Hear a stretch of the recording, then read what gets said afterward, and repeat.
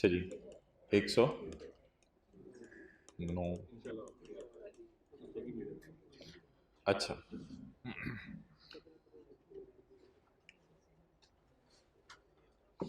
अच्छा जी, income from business question 46 page 169।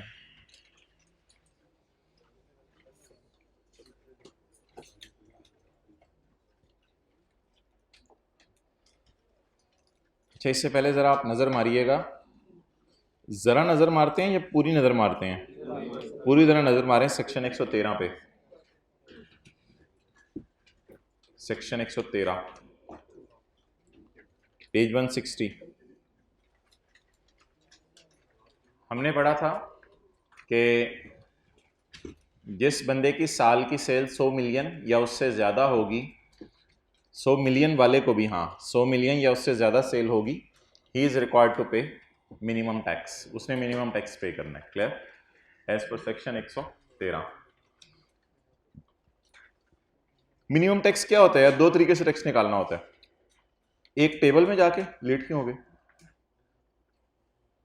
अच्छा, एक टेबल में जाके टैक्स निकालना होता है, और दूसरा सेल का 1.25%। कुछ याद आ रहा है? एक टेबल में जाके नॉर्मल तरीके से टैक्स निकालना होता है, एक सेल का 1.25%। तो दो तरीके से टैक्स निकालना होता है। इन दोनों में से फिर हायर आपने देना होता है, यानी कम से कम इतना तो दे दो, जो हम कहते थे मिनिमम के साथ। यानी सेल के 1.25% के साथ हम बोलते थे कम से कम इतना तो दे दो। लेकिन ये जो फिगर्स है ना सेल की, ये कौन सी होनी चाहिए? सेल्स टैक्स डाल के या सेल्स टैक्स निकाल के? Excluding sales tax. तो क्वेश्चन 46 निकालें।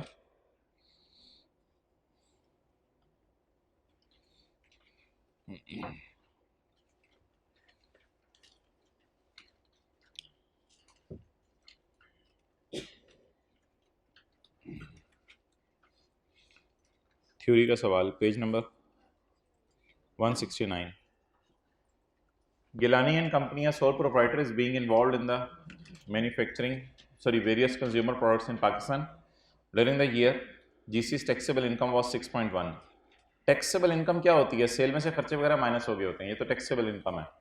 6.1 under the provision of income tax ordinance compute the amount of net income and tax payable and amount to be carried forward if any in each of the following circumstances. Compute numerical है। GC sales were 125,000,000, GC sale was 110 including sales tax.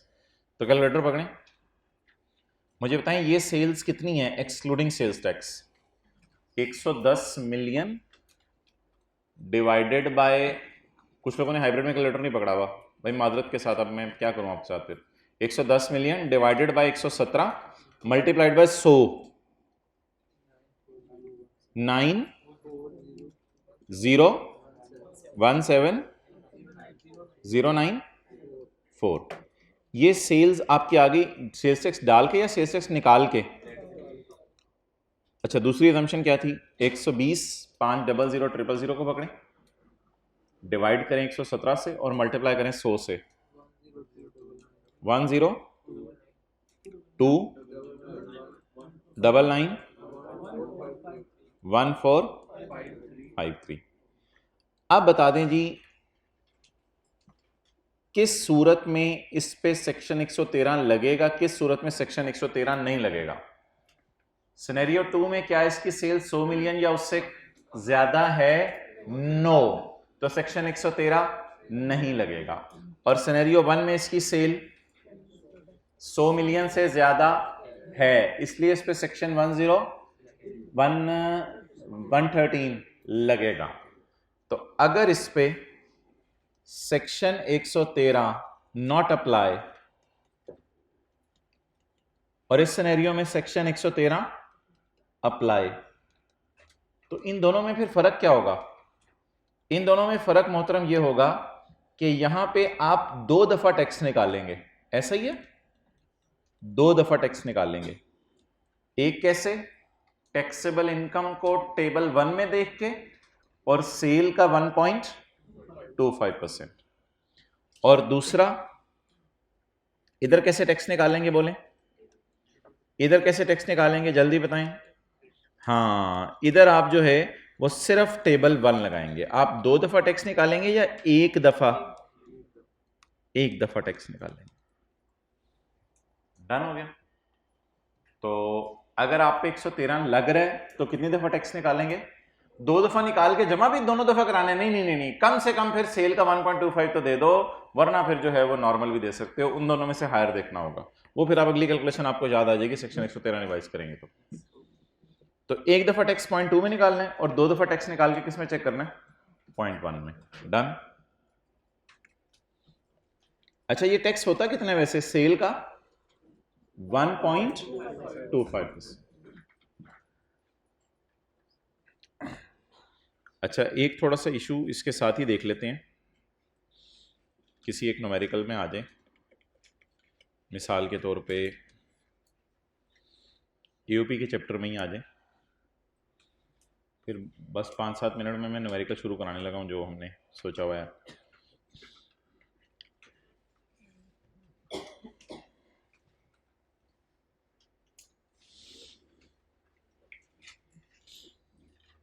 Page number 261 है, जैसे 261। अच्छा, कभी ऐसा भी तो हो सकता है कि जो बड़ा वाला न्यूमेरिकल हो उसमें हमें अक्सर तो लाइन एक डली होती है बड़े वाले न्यूमेरिकल में। देखें, इस बंदे की सेल किससे ज्यादा है? 100 मिलियन से ज्यादा है ना, तो इस पे मिनिमम टैक्स लगता है। लेकिन सवालों में ना अक्सर लिखा होता है इग्नोर मिनिमम टैक्स। जैसे मैं आपको कोई सवाल दिखाऊं, जैसे मिसाल के तौर पे ये देखें, पेज 260 था, नहीं इस पे नहीं लिखा हुआ, 263 में लिखा हुआ है। 263 में ऐसे लिखा हुआ है इग्नोर मिनिमम टैक्स। अक्सर ये लाइन लिखी होगी इग्नोर मिनिमम टैक्स। वैसे ये लाइन ना भी लिखी हो ना तो मेरे ख्याल से मिनिमम टैक्स बड़े वाले न्यूमेरिकल में आप इग्नोर ही कर दें, उसको ना लगाएं, यानी सेल का 1.25% लगा के चेक ना करें। लेकिन अगर सवाल में मिसाल के तौर पे क्वेश्चन नंबर 5 में लिख देता कंसिडर मिनिमम टैक्स, यानी मिनिमम टैक्स भी लगाओ, तो इसका मतलब ये नहीं कि आपके आप 7 में से बड़े कम नंबर आने हैं या जो 10 में से बड़े कम नंबर आने हैं। अगर आप नहीं भी मिनिमम टैक्स लगाएंगे तो 10 में से आपको 9 नंबर आ जाएंगे। लेकिन मिनिमम टैक्स लगाना कैसे है और लगाकर अप्लाई कैसे करना है बड़े वाले न्यूमेरिकल में, वो जरा सुन लें। पहले तो आपने न्यूमेरिकल को नॉर्मल तरीके से सॉल्व करना है। नॉर्मल तरीके से सॉल्व करना है, कैसे सॉल्व करना है? वो जैसे हम सॉल्व करते हैं उसमें कोई वो घुमाई फिराई नहीं, नॉर्मल तरीके से आप न्यूमेरिकल को सॉल्व करेंगे। क्वेश्चन नंबर कौन सा है? 5। ये देखें, नॉर्मल तरीके से जो न्यूमेरिकल को सॉल्व करेंगे और करते कराते जो है वो आपकी टैक्स लायबिलिटी निकल आएगी। ये कौन सी वाली टैक्स लायबिलिटी है जो कहां रेट लगा के निकली? चैप्टर नंबर 4 में। इस फिगर को आपने कंपेयर करना है सेल के 1.25% से। इस फिगर को आपने कंपेयर करना है सेल के 1.2। तो इसको मैं कर रहा हूं वर्सेस क्या? सेल का 1.25%। इसको वर्सेस करना है सेल के 1.25% से। अब आप मुझे यह बता दें कि सेल का 1.25% कितना है? जरा सवाल में जाके बताएं सेल कितनी है। मिसाल के तौर पे आपने एक वर्किंग की पेपर में, उसमें सेल पकड़ी, सेल पकड़ के इसका कितना लगाया? 1.25%। सेल बताइए कितनी है? 14400। 000 लगाने की जरूरत नहीं क्योंकि ऑलरेडी रिवीजन 1000 में है। इंटू 1.25% 1755। अब जरा एक देखिएगा, मैं कैलकुलेशन आपके सामने शो करने लगा हूं।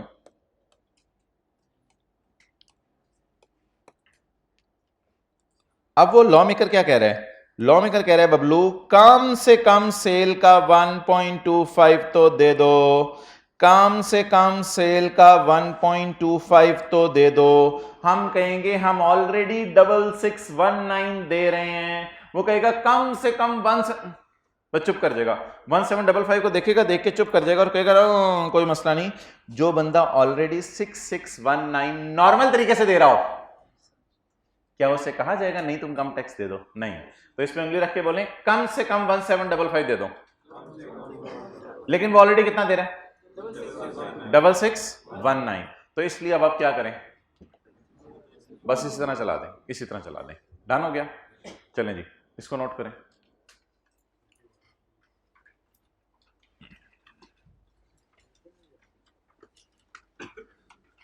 अब पेपर में अगर वो कह दे कंसिडर मिनिमम टैक्स, तो लिखना क्या है वो भी मैं आपको बताने लगा हूं।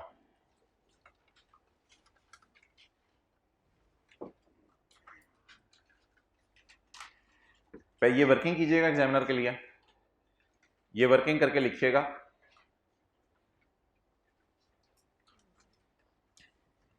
ये वर्किंग करके आप नीचे लिखें,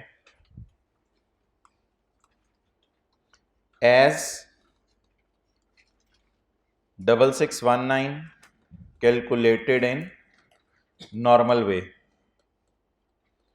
as 6619 calculated in normal way is already higher, ऐसे ही है, is already higher, so I have ignored. अब मैं क्या कैलकुलेशन में इग्नोर कर दूं? येलो वाला, ग्रीन वाला, येलो वाला, ग्रीन वाला, येलो वाला, क्योंकि वो ऑलरेडी इतना कम टैक्स है कि बस उसको इग्नोर कर दें। फिर as 6619 calculated in normal way is already higher, so I have ignored 1755। ऐसा कब करेंगे? जब कभी न्यूमेरिकल में सेल दी हो। कितनी सेल दी हो? 100 मिलियन से ज्यादा। तो कितने तरीके से टैक्स कैलकुलेट हो सकता है? दो तरीके से, नॉर्मल तरीके से और सेल का 1.25%।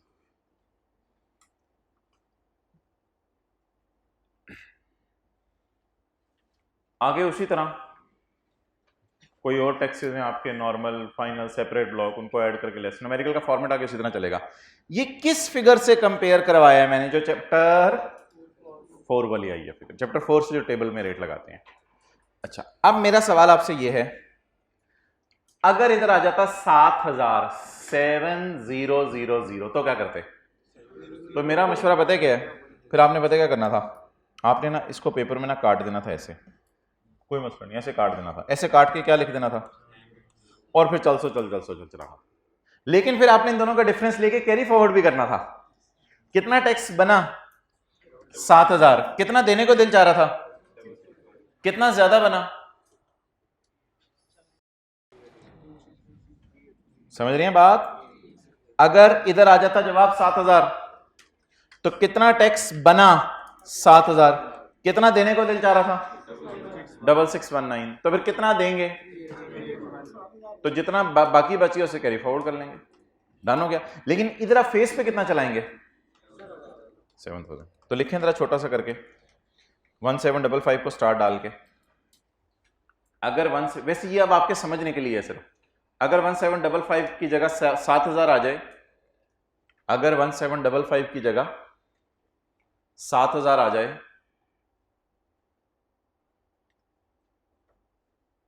अगर 1755 की जगह 7000 आ जाए, अच्छा फिर क्या करेंगे? फिर 7000 को इग्नोर करेंगे? नहीं, फिर इग्नोर नहीं करेंगे। अगर 1755 की जगह 7000 आ जाए, तो पेपर में 6619 को काट के, 6619 को काट के कितना लिख देंगे? 7000। तो 6619 को काट के 7000 लिख देंगे। और इन दोनों का डिफरेंस कितना है फिर? 6619 और 7000 का, और 381 को कैरी फॉरवर्ड कर लेंगे। वो इंशाल्लाह फिर कभी माइनस हो जाएगा। मेरे ख्याल से ये अगले 5 साल तक कैरी फॉरवर्ड होता था। सेक्शन 113 जाके रिवाइज कीजिएगा। क्लियर जी? ऐसा कब करना है वर्सेस वाली कैलकुलेशन? जब कभी सेल आपकी 100 मिलियन से ज्यादा हो। एक आखिरी बात कर दूं, याद रह जाएगी आखिरी बात इसमें, ये जो टैक्स है ना, ये असल में चैप्टर 4 वाला नहीं लेना होता। ये जो वर्सेस वाली कैलकुलेशन है ना, इसमें से कोई टैक्स क्रेडिट वगैरह है ना, तो वो माइनस करके जो टैक्स है ना वो लेना है, क्योंकि टैक्स क्रेडिट भी तो माइनस होते हैं ना। तो इसमें अगर आपने 6619 लेना है पेपर में, तो 6619 ही लेना। याद रखिएगा 6619 माइनस टैक्स क्रेडिट। 6619 में से माइनस करने हैं टैक्स क्रेडिट, जो फिगर आए उससे कंपेयर करना है। अगर मैं टैक्स क्रेडिट को 0 ले लूं, तो ये 6619 किस पे खड़ा रहा? 6619 पे। तो बताएं 6619 से कंपेयर करना है या 6619 माइनस टैक्स क्रेडिट से? समझ आ गई बात? तो वर्सेस वाली कैलकुलेशन करनी है आपने। जब इस सवाल में कोई टैक्स क्रेडिट है? कोई नहीं है ना, अगर होते तो माइनस करके करते हैं। ओके चलें जी, ये बात तो एजेंडे में नहीं थी, ये भी निकल गई इस तरफ। खैर है,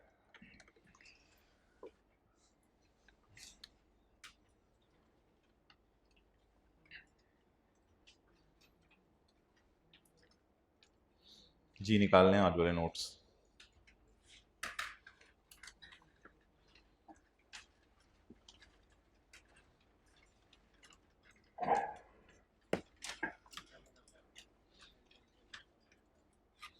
करें जी स्टार्ट। क्वेश्चन 2।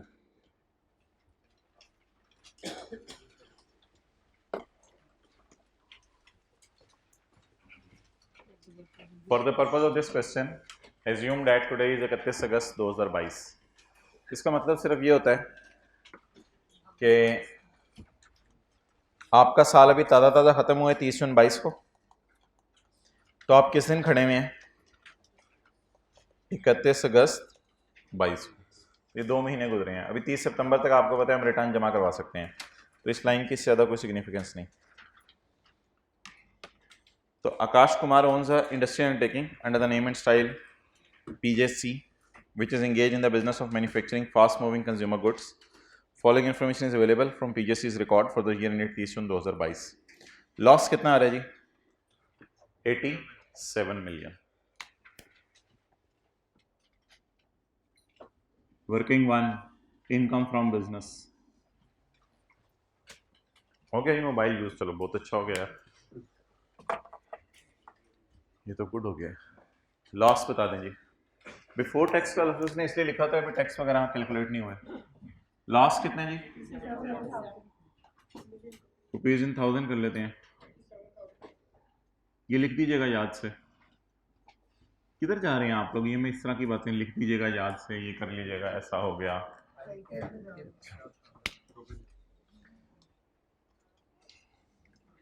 अच्छा जी, ये एडजस्टमेंट पास पेपर में 2 दफ़ा टेस्ट हुई है, एक चैप्टर 19 में है, एक एओपी के चैप्टर में है। इस एडजस्टमेंट को मैंने क्लास में नहीं कराया था।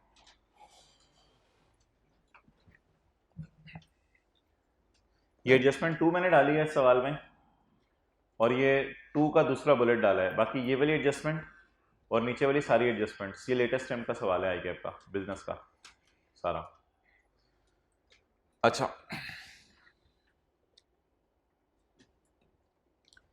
The stock adjustments have been made. अच्छा, इससे पहले वो रिवाइज करना पड़ेगा इनकम फ्रॉम बिजनेस का चैप्टर।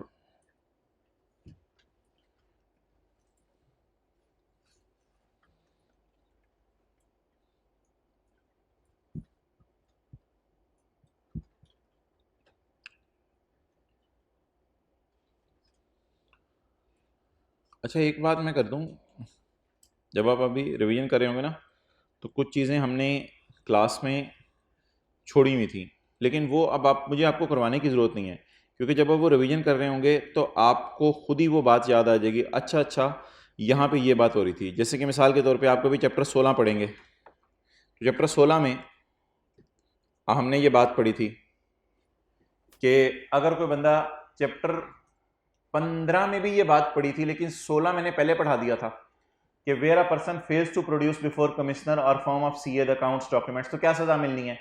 बेस्ट जजमेंट असेसमेंट होनी है। याद आ रहा है?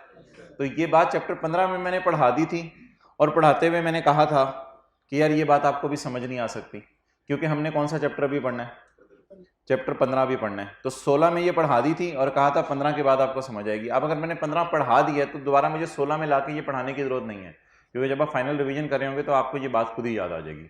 और ये बात भी आगे लिखी हुई है कि जब आपकी बेस्ट जजमेंट हो जाती है तो फिर assumed assessment shall have no legal effect. तो जो 120 वाली जिस दिन आप जमा कराते हैं असेसमेंट और उस दिन एज्यूम हो जाता है तो उसका कोई इफेक्ट नहीं होगा। ये क्या ऐसे होते हैं बीच में बातें याद आ रही हैं, कभी इधर जा रहे हैं हम, कभी उधर जा रहे हैं, ये क्या आपको कहाँ भेजा जा रहा है आपको? अच्छा चलें जी, वापस आ जाएं। अब हम इसी सवाल पर रहेंगे। मैं इधर उधर जाने भी लगूँ ना तो आपने कहना नहीं, इधर ही आ जाएं।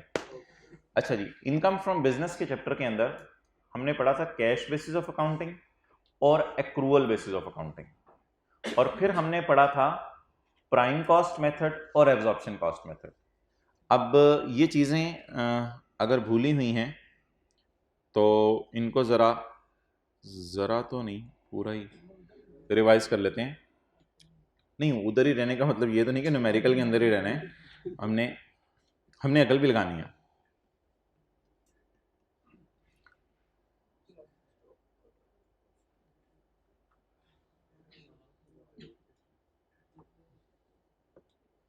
अच्छा जी,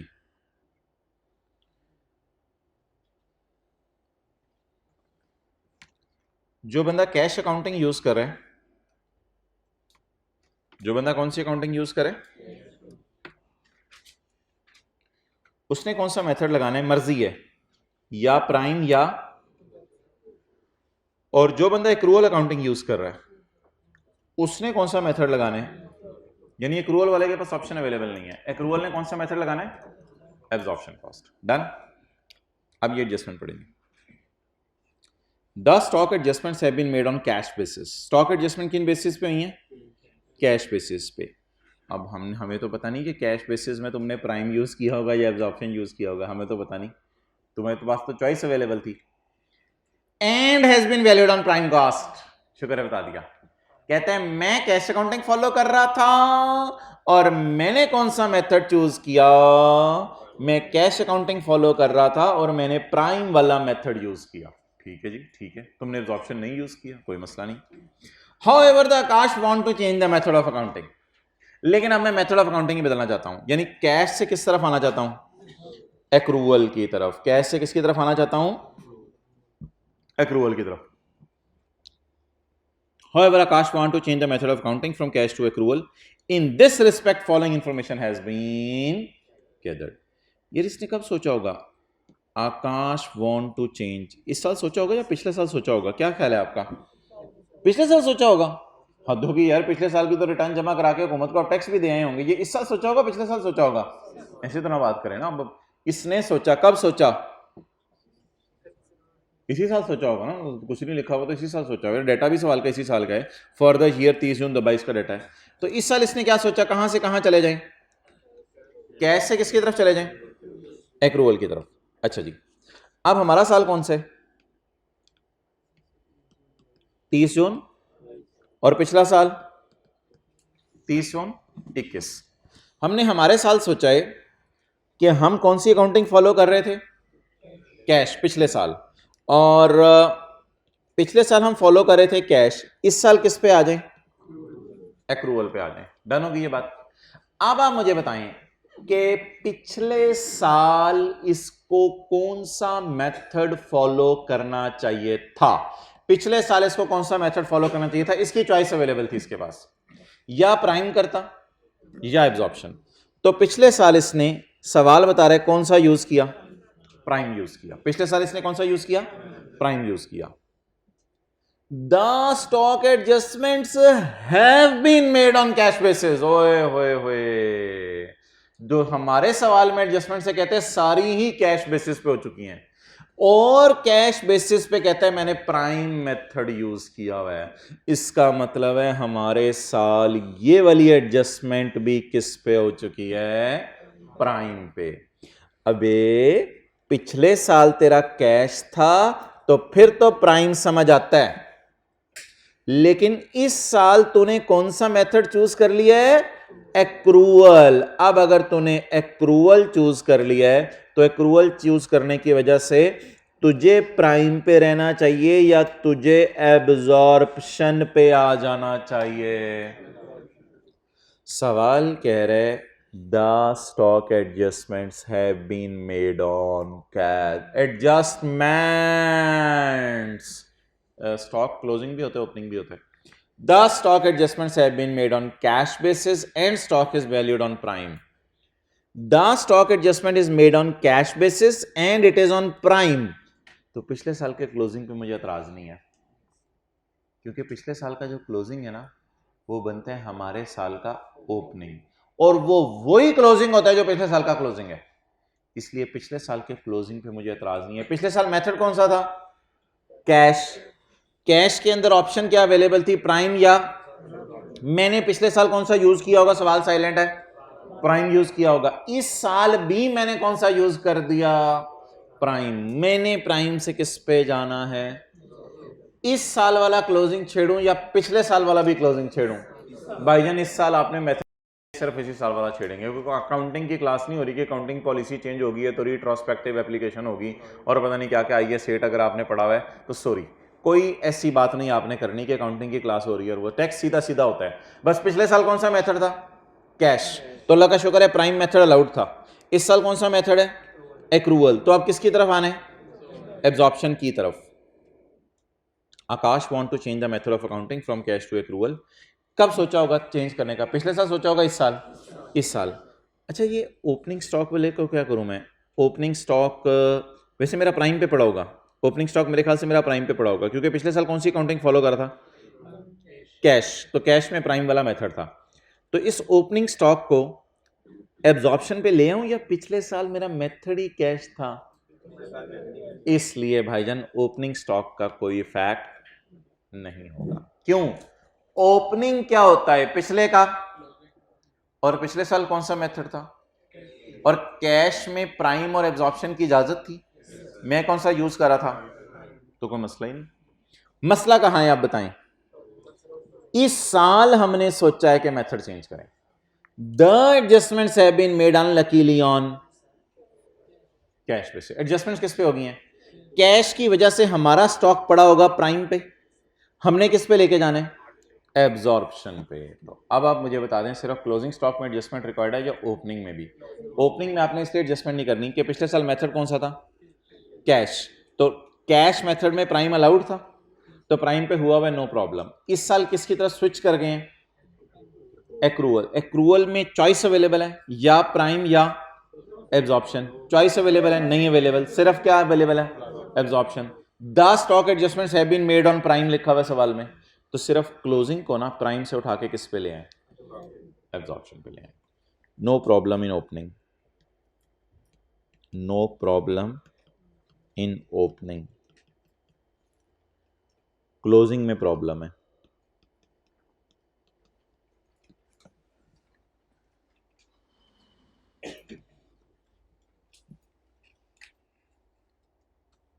जल्दी करें, तो सिर्फ कौन सा स्टॉक छेड़ेंगे अब, क्लोजिंग।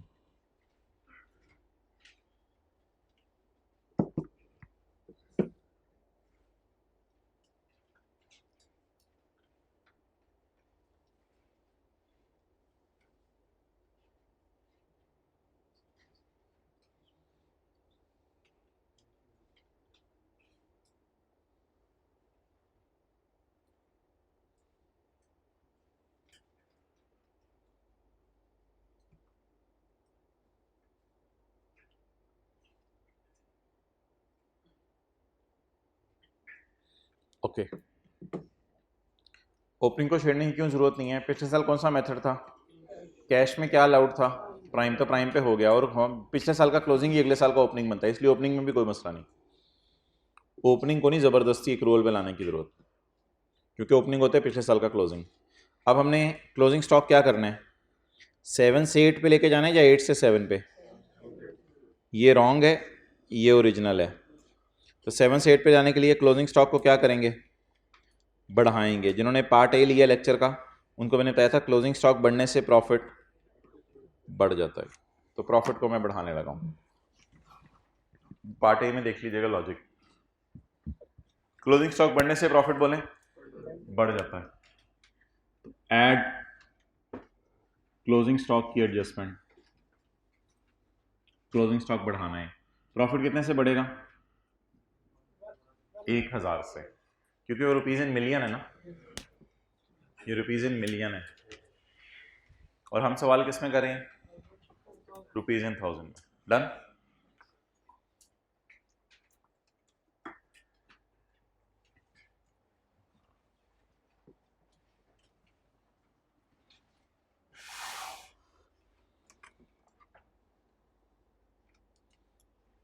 चलें जी, अगली adjustment, operating expenses of include अच्छा, वैसे सवाल को करने का तरीका क्या है? प्रॉफिट से चले तो नॉट अलाउड को ऐड करना होता है, और अगर सेल से चलें तो अलाउड को माइनस करना होता है। सेल से कब चलेंगे? जब प्रॉफिट अवेलेबल ना हो, जैसे पार्ट ए में हमने सवाल किया। अच्छा, अभी तो हम प्रॉफिट से ही चल रहे हैं या लॉस से, जो भी सवाल में अवेलेबल है।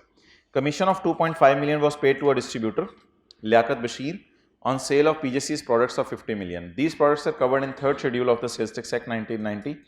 Name of Liaquat Bashir is not appearing in the active taxpayer list under the Income Tax Ordinance 2008. तो वो जो हमने सेक्शन 21 में पढ़ा हुआ था वो रिवाइज कर लेते हैं। किधर है सेक्शन 21? असल में ये क्लास में ना सिर्फ एक दफ़ा न्यूमेरिकली हुआ था, तो जो चीज़ एक दफ़ा न्यूमेरिकली हुई है वो बंदे को भूली होती है, तो बैड डेट रिकवरी की एडजस्टमेंट होती है, फिर शायद आपको याद आ जाती है, ओ ये करना है, ये करना है, ये करना है। जो चीज़ें बार बार हुई होती हैं वो याद रहती हैं, जो एक दफ़ा हुई होती हैं वो भूली होती हैं। तो पेज 135, 135 से कौन सा है? 133, 133। हमने एक सवाल किया था जी कि Taimur is selling juice products, sale है उसकी 5000, कमीशन है 15। तो हमने कहा था अगर कमीशन सेल के 0.2% से बढ़ जाए तो ऐसी सूरत में आपने उसको नॉट अलाउ कर देना है, लेकिन अगर वो एक्टिव टैक्स पे लिस्ट पे बंदा आ रहा है जिसको आपने कमीशन दिया, फिर आपने पूरा अलाउ कर देना है। तो फिर हम सेल से चले थे, प्रॉफिट से नहीं शायद चले थे इस न्यूमेरिकल में, हाँ सेल से ही चले थे। सेल से चले थे, सेल से चलते हुए हमने अलाउड खर्चे माइनस कर दिए थे। एक्चुअल कमीशन कितना था? 15%। मैंने कहा था अलाउड होगा लोअर ऑफ, अलाउड क्या होगा? Lower of. कुछ में नॉट अलाउड देखना होता है लोअर ऑफ करके, या कुछ में अलाउड देखना होता है लोअर ऑफ करके, ठीक है। इसमें अलाउड देखना है, क्या करके? लोअर ऑफ करके। कैसे लोअर ऑफ किया था?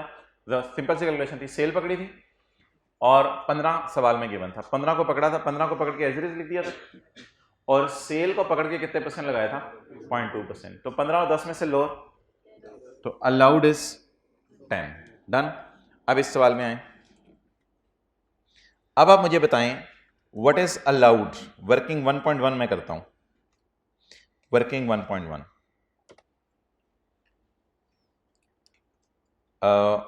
Working 1.1 commission allowed, allowed lower of जी कितना देख के आए? लोअर ऑफ एक्चुअल और 0.2% ऑफ सेल। ये जो 0.2% ऑफ सेल होते हैं ना, इसका मतलब होता है 0.002 से मल्टीप्लाई करते हैं, या कैलकुलेटर पे 0.2% ऑफ सेल लिखते हैं। 0.2 या 0.02? 0.2%। 0.2 का मतलब होता है 0.002 जी। एक्चुअल कमीशन बोले 2.5, 2.5 को लिख लूं 2500, लिख लो 2500 रुपीज इन 1000 में कर रहा हूं ना मैं, और 0.2% ऑफ सेल, 0.2% ऑफ सेल को लिख लूं 50 मिलियन को 50,000 जी, 100। अब मुझे बताएं व्हाट इज अलाउड? 100। एंड सबर सबर सबर सबर, व्हाट इज टोटल? टोटल खर्चा तो ये है ना, व्हाट इज टोटल? अब सेल से चलते हुए क्या करना है? नॉट अलाउड को, नॉट अलाउड कमीशन को ऐड कर देना है। What is total, what is allowed, and the difference is not allowed. उधर मैं सेल से चला था, जो किताब में आपको दिखाया, इधर मैं किससे चल रहा हूं? व्हाट इज टोटल खर्चा एज पर सवाल of commission. Out of this how much is allowed, I need working. Out of this, how much is allowed? I need working. From working, I have worked out that so is being lower, allowed. If so is allowed, then the remaining is, this is from question. Question से मैंने 2500 ले लिया, allowed कितना हो गया? So, allowed मैंने कहाँ निकाल लिया पेपर में? Working 1.1, तो not allowed 24। तो यार ये बड़ा बेसिक रूल है, याद रखिएगा। अगर सेल से चल रहे हैं, सेल से चलते तो 100 माइनस करते, सेल से चलते तो 100 माइनस करते, 100 को क्या कहते हैं? अलाउड। और अगर प्रॉफिट से चल रहे हैं नॉट अलाउड ऐड करेंगे। नॉट अलाउड फॉर्मूला कैसा था? फॉर्मूला अजीब सा था। फॉर्मूला मुझे अलाउड दे रहा था और मुझे क्या चाहिए था, तो कैसे निकालूं फिर? टोटल में से अगर अलाउड माइनस कर दूं तो नॉट अलाउड बाहर आ जाए। ये नोट करें पहले, फिर मैं वर्किंग 1.1 का टाइम देता हूं नोट करने का।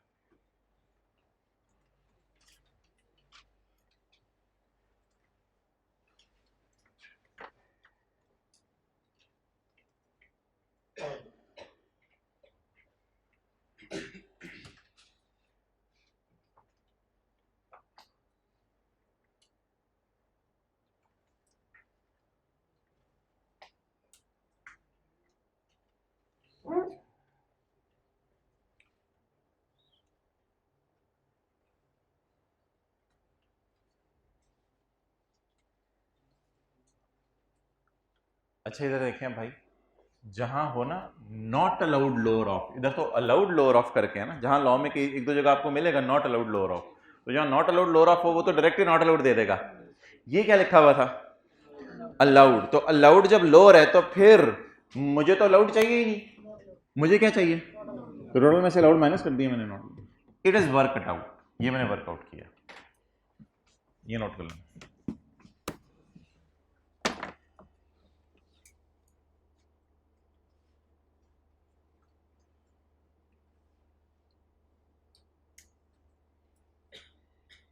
चलें जी नेक्स्ट, कर लिया नोट।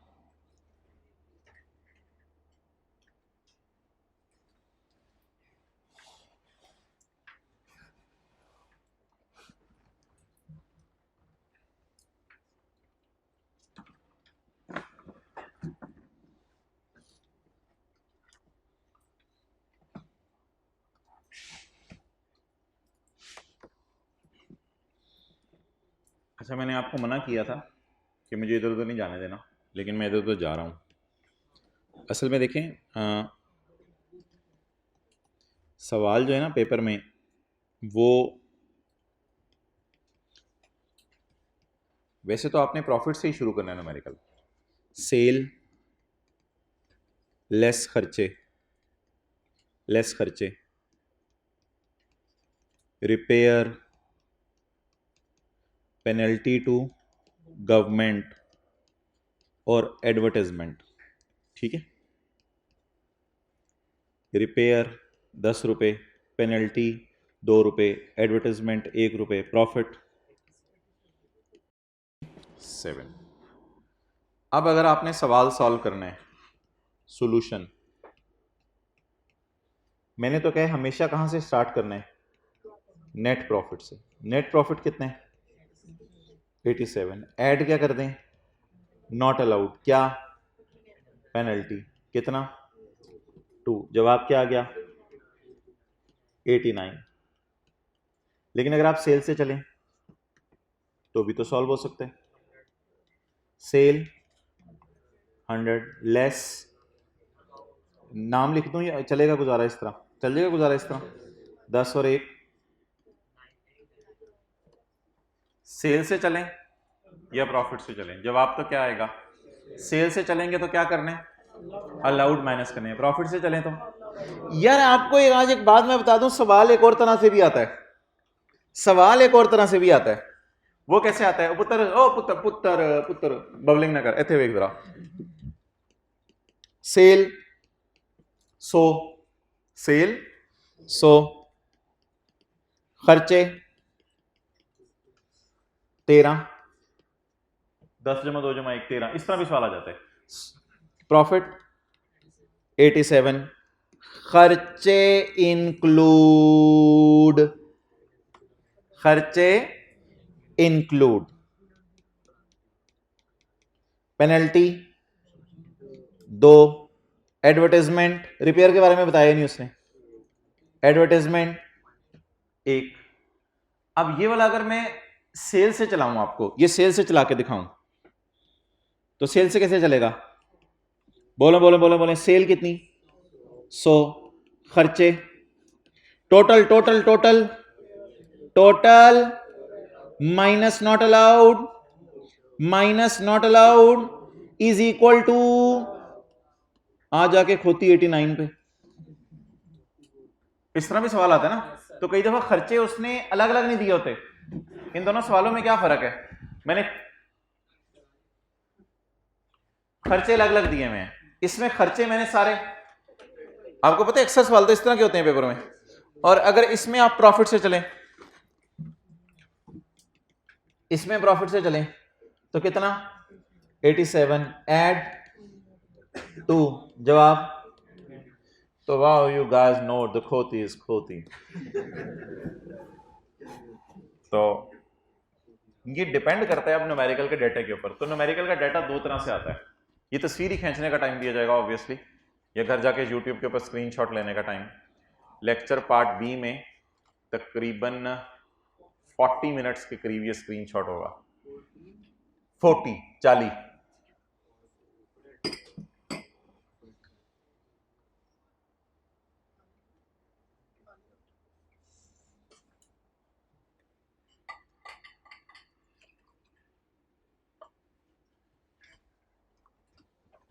असूली तौर पे हमने न्यूमेरिकल वैसे हमेशा कहां से शुरू करना है, प्रॉफिट से।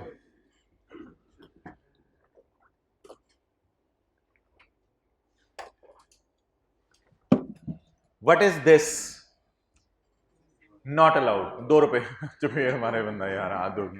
What is this not allowed.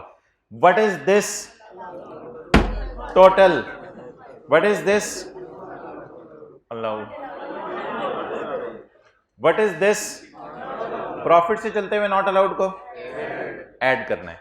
What is this total, total minus not allowed is equal to allowed. मेरे ख्याल से वो वाला डाटा ज्यादा आसान होता है सवाल में। 100 रुपए में से बस 10 रुपए और 1 रुपए माइनस कर दो, इधर थोड़ा सा सोचना पड़ता है। टोटल माइनस, डन हो गया जी। अच्छा भाई कह रहे हैं पेपर मैं देखे आया हूं नीचे वाला आता है टेस्ट कॉलेज गए हद होगी यार। अच्छा अब आप लोगों ने इधर उधर नहीं जाने देना। दूसरा बुलेट मारेंगे प्रोविजन फॉर बैड डेट, क्योंकि हम बैठे रहे तो इतवार तक भी बैठे रहेंगे हम। ये प्रोविजन फॉर बैड डेट कितनी है जी 730। अच्छा एक बात याद रखिएगा, जिसके साथ लिखा हो ना ऑपरेटिंग एक्सपेंसेस इंक्लूड, बस इसको तो उल्टाना है। कितनी पड़ी है प्रोविजन 735। भाई जन provision for bad date minus करने की इजाजत नहीं, बल्कि एक्चुअल बैड डेट माइनस करने की इजाजत है। प्रोविजन माइनस करने की इजाजत नहीं, एक्चुअल बैड डेट माइनस करना है। Provision for bad debt is 735। The opening and closing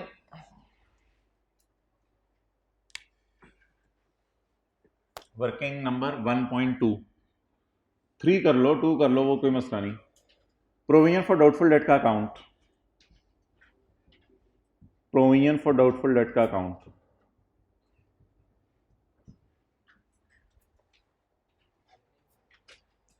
provision for bad debt is 735। The opening and closing balance of provision is 1100 and 1435। Opening provision for doubtful debt का कितना आता है credit side पे, कितना 1100। Closing okay of कर दो साला mode जरा। ओके अच्छा जी, प्रोविजन फॉर डाउटफुल डेट का अकाउंट मैं बना रहा हूं। Brought down, carry down 1435। अच्छा अगली लाइन नहीं पढ़नी आपने, ये वाली लाइन नहीं पढ़नी आपने। ये कहां डालूं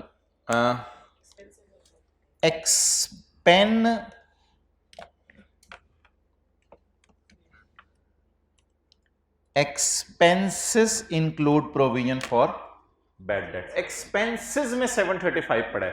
किसी को पता हो इस अकाउंट में एक्सपेंसेस किधर आते हैं? एक्सपेंसेस, अगर कभी भी जिंदगी में आपको पता ना चल रहा हो इस अकाउंट में खर्चे किस साइड पे आते हैं, तो एंट्री कर लीजिएगा खर्चे किस साइड पे आते हैं। भूल गया हो तो खर्चा डेबिट, तो ये वाला अकाउंट क्रेडिट। तो खर्चे इस अकाउंट में क्रेडिट साइड पे आते हैं।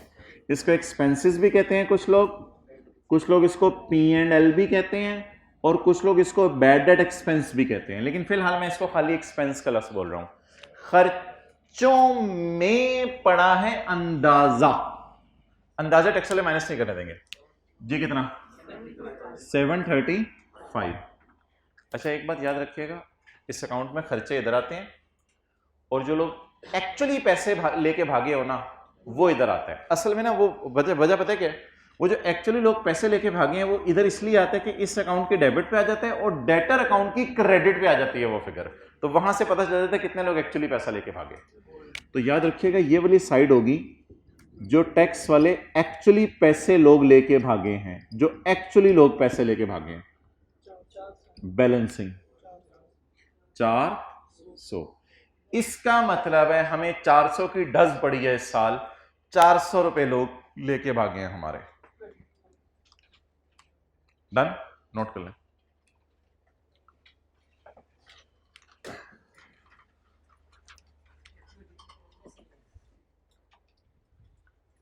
अगली लाइन नहीं पढ़नी।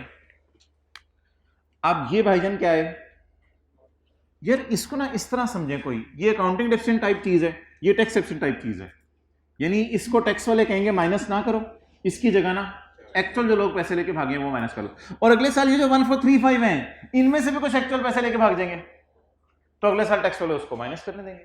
तो इसको समझे अकाउंटिंग डेफिशिएंट टाइप चीज, ये टैक्स वाले माइनस नहीं करने देंगे। इसको समझे टैक्स डेफिशिएंट टाइप चीज, ये टैक्स वाले माइनस करने देंगे। तो ये क्या हो गए? नॉट अलाउड, जिनको मैंने ऐड कर दिया है, ये नॉट अलाउड टाइप चीज है और ये अलाउड टाइप चीज है। डन। लेकिन यार एक और मसला है, अभी तो मैं इसको ऐसे कर देता हूं, ऐड कर दिया, ये आगे पता नहीं कितनी जगह ऐड के लिए चाहिए, और लेस कर दिया एक्चुअल बैड डेट। तो आज तक ना असल में क्लास में जितने सवाल दिए होते थे उसमें दो एडजस्टमेंट्स दी होती थी। एक एडजस्टमेंट थी प्रोविजन फॉर बैड डेट, वो हमने ऐड कर दी थी। एक दफा एडजस्टमेंट थी provision for slow moving stock, उसको भी हमने ऐड कर दिया था, क्योंकि प्रोविजन होता है अंदाजा, टैक्स वाले प्रोविजन को माइनस नहीं करने देते, तो ऐड करके इजी मार्क्स तो पेपर में ले लेने हैं फौरन। लेकिन जो माइनस करना है ना आपने, वो राइट ऑफ माइनस करना है, जो एक्चुअली लोग पैसा लेके भागे। तो bad debt actually, actual bad debt return of, वो माइनस करना है। लेकिन unluckily actual bad debt right of करने में भी कुछ शराइत हैं। ये हमारे नॉर्मल डेटर होने चाहिए, जिनको हम गुड्स बेच रहे हैं उनको हम राइट ऑफ कर सकते हैं। ये सिर्फ वो वाले डेटर होने चाहिए जिनको हम गुड्स बेच रहे हैं उनको हम राइट ऑफ कर सकते हैं। कि हमने कोई चीजें उधार पे बेची, वो बंदा पैसे लेके भाग गया, तो वो वाले सिर्फ माइनस कर सकते हैं, क्योंकि वो प्रीवियसली इनकम में गए होते हैं, तो पास में इनकम में गए होते हैं, अब बैड डेट में चले जाते हैं। लेकिन इस सवाल में एक लाइन लिखी हुई है, bad debt return of include.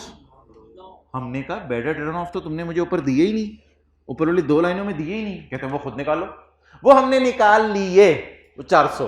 अब असल में बताना चाह रहे हैं 400 include a loan of 285 provided to. जब इसको लोन दिया होगा तो लोन इनकम में डाला होगा या loan receivable debit cash credit entry की होगी? सोचे सोचे, जब किसी को लोन दिया होगा तो लोन देते हुए क्या एंट्री की होगी? Loan receivable debit cash credit. तो is it previously included in income? नहीं। अब मैं वो सेक्शन 29 आपको खोल के दिखाना नहीं चाह रहा, उसमें बड़ा टाइम लग जाएगा। सेक्शन 29 के अंदर हमने ये सारी डिस्कशन की थी। क्या? कि बैड डेट माइनस करने की क्या शराइत हैं। उसमें हमने पढ़ा था कि बैड डेट माइनस करने के लिए ये शर्त है, 3 सिनेरियो बनाए थे। उसमें हमने कहा था जो लोन रिसीवेबल्स हैं इनको बैड डेट में माइनस करने की इजाजत नहीं है, और जो नॉर्मल डेटर सेल है उसको बैड डेट में माइनस करने की इजाजत है। तो ये अगर आपको शायद याद हो। अब बता दें इस 400 में क्या मसला है। ये 400 मेरा दिल तो चाह रहा था माइनस करने का, लेकिन इस 400 में भी एक मसला निकल आया। कुछ बैड डेट एक्चुअल वाले ऐसे हैं जिनमें मसला है। क्या मसला है? कि वो लोन वाले हैं, तो लोन वाले बैड डेट माइनस करने की इजाजत नहीं है, बाकी बैड डेट माइनस कर लें। तो ये तो एक अलग सी एडजस्टमेंट थी। 400 माइनस 280, तो क्या जवाब आ गया? 125।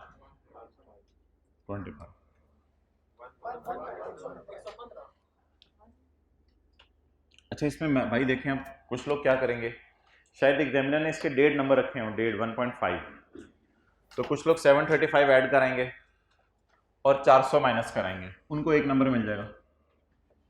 कुछ लोग 735 ऐड करके 400 माइनस 285 करके 115 माइनस करेंगे, उनको 1.5 नंबर मिल जाएगा।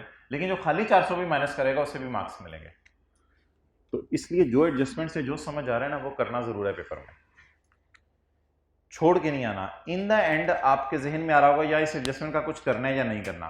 अगर कुछ करना हुआ तो कराइएगा उसका वो, अगर ना करना हुआ तो उस एडजस्टमेंट की अंग्रेजी कॉपी पेस्ट करके डैश डाल आइएगा आगे, ताकि आपको अगर वो उसका कुछ नहीं करना था तो उसके मार्क्स तो मिल जाए ना। तो इसलिए एडजस्टमेंट छोड़ के नहीं आना कोई भी, या जो समझ आ रहा है वो करना है, वरना डैश डाल के लिख के आना है। क्लियर?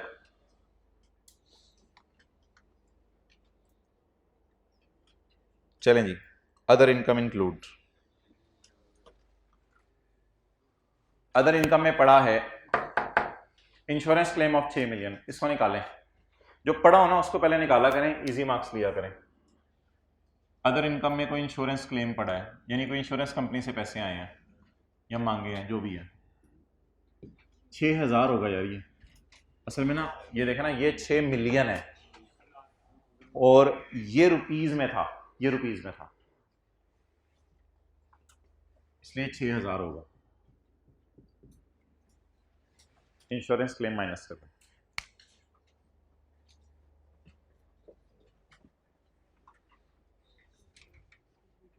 भाईजान दोनों डस्टर ले लिया आपने, एक अपने पेज के इस साइड पे रखा हुआ है, एक इस साइड पे। आप भी कर लो, ये वाली देता हूँ आपको डस्टर, ये लो कर लो यशी। अच्छा, other income include insurance claim of 6000, equivalent to accounting बीवी। इत्तफाकन अकाउंटिंग वालों की बीवी भी आजकल 6 मिलियन है, ठीक है। इक्विवेलेंट टू अकाउंटिंग बीवी, अकाउंटिंग बीवी भी इतनी है, तो इसका मतलब है अकाउंटिंग बीवी भी इतनी है और इंश्योरेंस क्लेम की रिकवरी भी इतनी है। यार कोई एसेट वगैरह डिस्ट्रॉय हुआ है,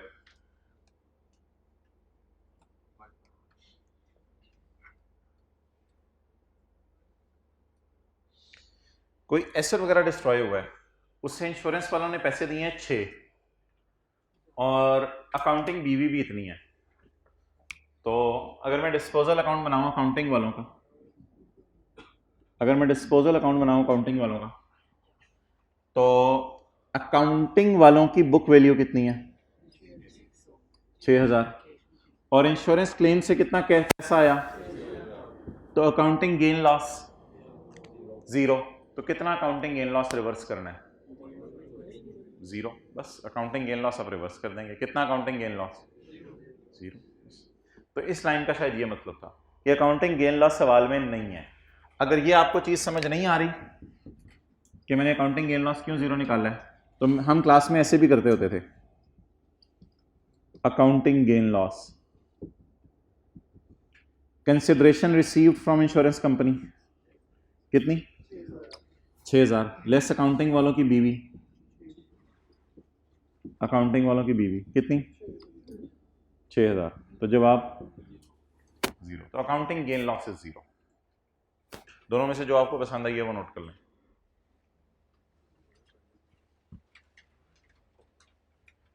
अकाउंटिंग वालों का गेन लॉस 0 है। हाँ, अगर इंश्योरेंस कंपनी के अलावा एसेट का कुछ स्क्रैप बिकता और उसका 1000 रुपया और आ जाता, तो फिर कैश में 6000 डालते 7000 डालते? 7000। फिर शायद अकाउंटिंग वालों का गेन लॉस आ जाता।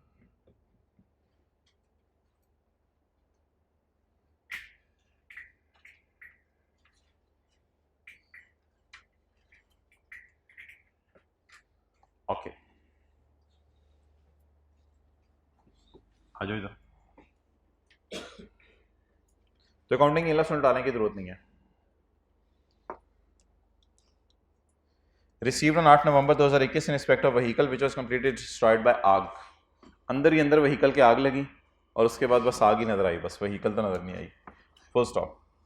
The cost and fair market value of vehicle before हादसा was 10 million and 5 million.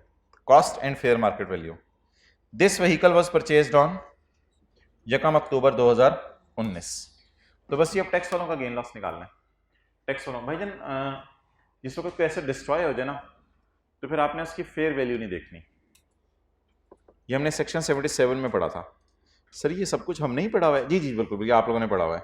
ये हमने सेक्शन 77 में पढ़ा था। जब कोई एसेट वगैरह डिस्ट्रॉय हो जाए ना तो उसमें फिर आप लोगों ने उसकी फेयर मार्केट वैल्यू नहीं देखनी होती, बल्कि सेक्शन 77 कहता था where an asset is lost और destroyed the consideration shall include the insurance policy से जो पैसे आए या सेटलमेंट के कोर्ट का फैसला। तो कंसिडरेशन में ये पैसे होंगे बस, इसलिए फेयर वैल्यू मैंने इग्नोर कर दी। अच्छा पीछे क्या रह गया? टैक्स वालों का क्या निकालना है जी? गेन और लॉस।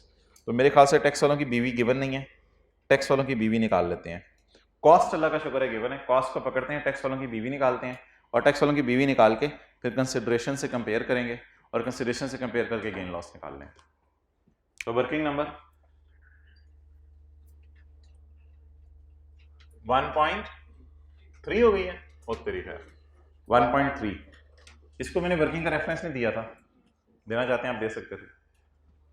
1.3 क्या निकालना है जी? टैक्स वालों का गेन और लॉस। टैक्स वालों का गेन और लॉस। टैक्स वालों का गेन लॉस मुझे बताएं जी। कंसिडरेशन लेस टैक्स वालों की WDV।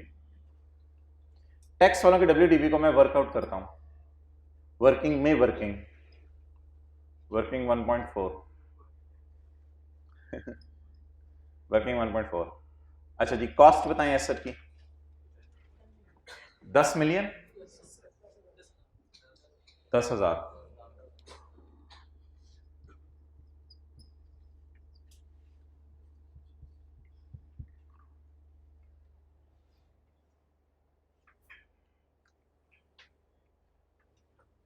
पॉज करना जरा। अच्छा जी तो कॉस्ट एसेट की बताएं कितनी है जी? 10 मिलियन। और मुझे डेट ऑफ परचेज बताएं। डेट ऑफ परचेज परचेज यकम अक्टूबर 2019। यकम अक्टूबर 2019। अच्छा भाईजान गाड़ी के बारे में एक प्रोविजन पड़ी हुई है, अगर किसी को याद हो, अगर गाड़ी 25 लाख से ज्यादा हो तो गाड़ी की कॉस्ट को किस पे रिस्ट्रिक्ट कर देंगे? 25 लाख पे रिस्ट्रिक्ट कर देंगे। मुझे बताएं क्या ये कॉस्ट 25 लाख से ज्यादा है? तो अब आप मुझे बता दें इस कॉस्ट को लेके मैं WDV निकालूं या 25 लाख को लेके? 25 लाख। इसको काटें, इसको काट के क्या लिखेंगे जी? 25 लाख। अगला सवाल, नया पाकिस्तान पुराना पाकिस्तान, सोचें सोचें। Date of purchase, date of purchase, नया पाकिस्तान पुराना पाकिस्तान, पुराना पाकिस्तान। तो खरीदने के साल में 50% फैक्टर नहीं लगाना और बेचने के साल में डेप्रीशिएट ही नहीं करना। 50% फैक्टर तो दूर की बात, बेचने के साल में डेप्रीशिएट ही नहीं करना। चले जी लेट्स स्टार्ट। पहले किस साल का डिफरेंस निकालूं? 30 जून 20। तो बता दें रेट बता लेंगे ना, खुद ही याद है। रेट कितने % है? बिल्डिंग के लिए 10, कंप्यूटर के लिए 30, बाकी सब के लिए 15%। 9/12 कहां से कर दिया यार, इसने पागल है ये। खरीदने के साल में कोई फैक्टर लगाना ही नहीं। 370 यार, इसको इस तरह ना कर लें, आसान हो जाएगा ना। 375। अच्छा जी बीवी बताएं। 212 पर बड़ी जल्दी तो नहीं बताई। अच्छा लेस डेप्रीसिएशन 30 जून 2021, दोबारा 15% लगाएं। 319। बीवी उसी को बताने दी। बीवी बताएं आप।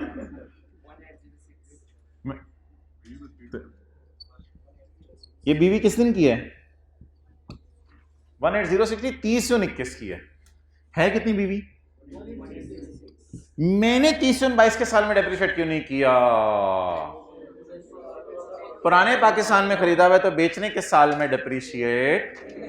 अगर मैंने डेप्रीशिएट भी नहीं किया तो फिर इसका मतलब है टैक्स डेप्रीसिएशन कैलकुलेट करके माइनस करने की भी जरूरत, वरना तो टैक्स डेप्रीसिएशन भी निकलती हमारे साल की और वो फेस पे जाके माइनस भी होती। तो इसलिए उस चक्कर में से भी अवॉइड हो गए। No depreciation in the year of disposal, अगर पुराने पाकिस्तान में खरीदा हुआ है। बीवी निकल आई। बीवी को 1806 इधर ले जाए। 1806। गेन लॉस निकाल लें। गाड़ी 25 लाख से महंगी है, गेन लॉस निकाल लें सोच से। ए इंटू बी ओवर सी। देखें जरा कैसे होता था ए इंटू बी ओवर सी, उसमें देखें ए इंटू बी ओवर सी, सही काम लगाया हुआ आपने। ए इंटू बी ओवर सी, पेज 139। याद आ रही है ना ये बातें? याद कराने से याद आ रही है ना? अभी शायद रिवाइज ना किया, लेकिन याद तो आ रही है ना?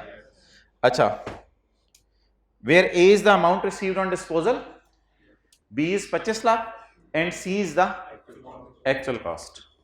बताएं जी A into B over C कैसे करेंगे? A is the amount received, insurance company से कितने पैसे आए हैं? 6000। B is the 25 lakh and C is actual cost. What is that? Actual cost 10 million. जी बताएं।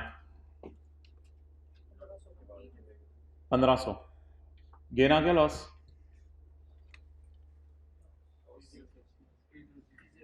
306। इसको क्या कर दूं? Add less. अकाउंटिंग वाला तो गेन लॉस था नहीं, लेस किसका लॉस? टैक्स वालों का लॉस। जी बोलें। 306। चलें जी, नोट कर लें।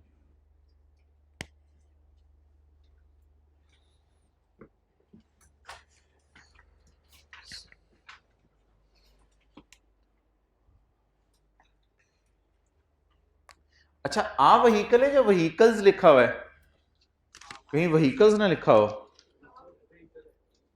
आ व्हीकल है तो आ व्हीकल तो फिर 25 लाख से ऊपर खरीदने की इजाजत नहीं है आपको।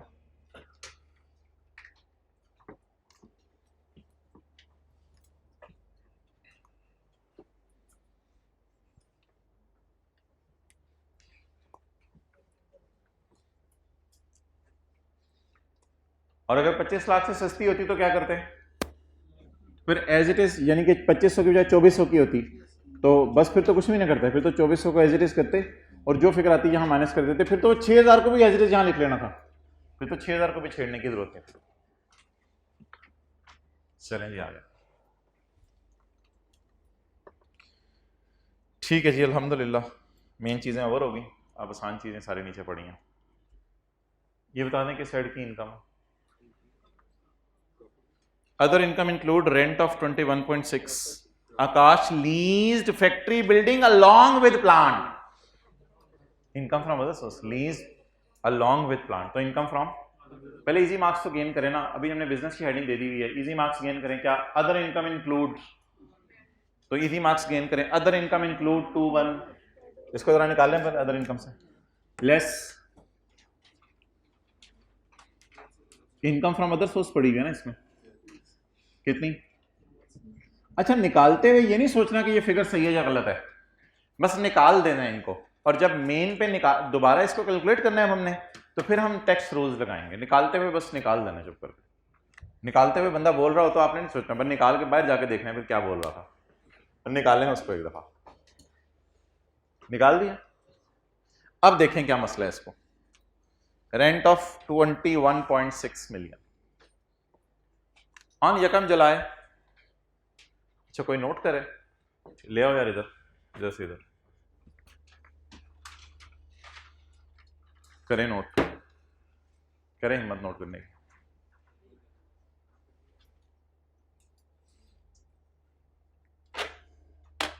चलें,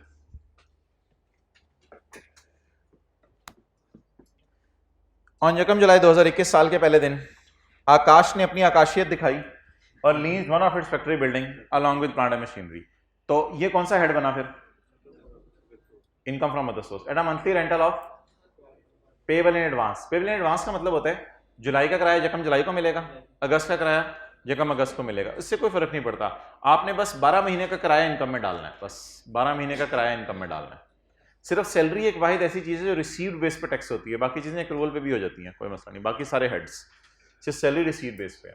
तो 1.8 मिलियन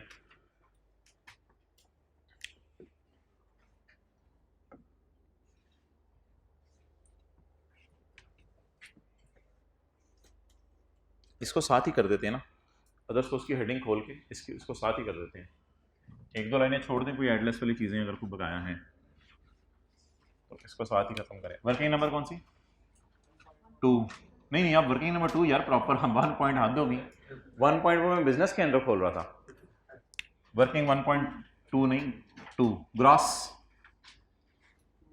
1800 जरा 12 कर देना। मंथली है ना, सालाना है? मंथली है, मंथली है सालाना है? मंथली है। 1.8 या 1800? 216। चलो आखिरी क्लास है, राउंडिंग को तो सेट करना आ गया ना। अच्छा भाई जान, अब सेक्शन 15A खोलूं या सेक्शन 40?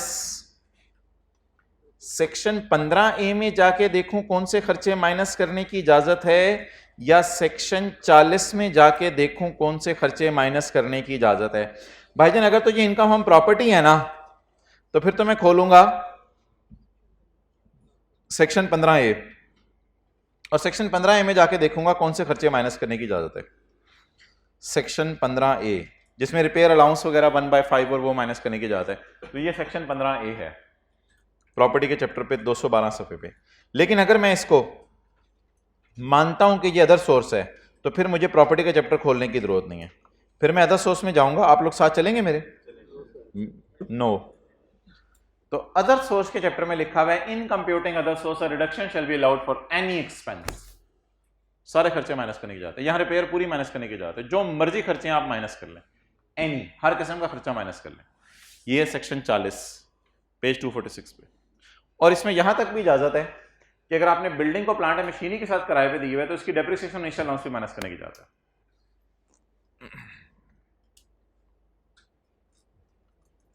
किधर है सवाल? चलें जी। The building was purchase for 85 million on 16 August 2019, where as second hand locally purchase plant was installed at a cost of 34 million.